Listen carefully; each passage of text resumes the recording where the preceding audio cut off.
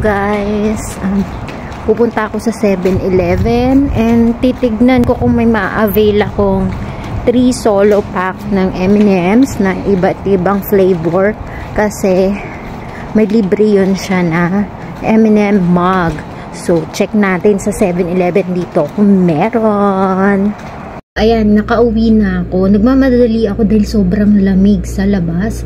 So, pagdating ko sa 7-Eleven, hinanap ko talaga yung stall ng mga chocolates and M&M's. So, ito yung nakita ko and meron nga sila. So, nagtanong ako kung magkano kapag bumili ako ng 3 solo pack ng M&M's with mug.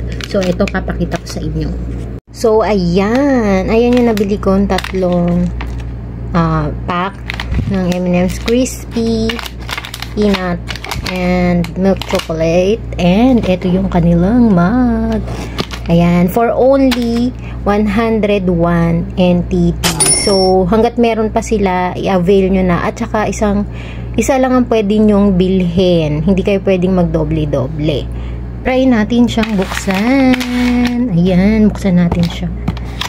Buksan natin kung anong itsura niya. Ay, naka-scotch tape pa. Saglit lang. Tanggal ko na yung scotch tape niya, diba? Yan! Yan!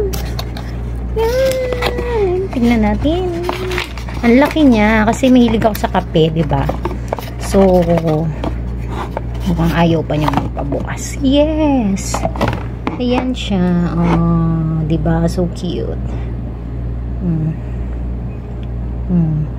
So, yun lang. Bye!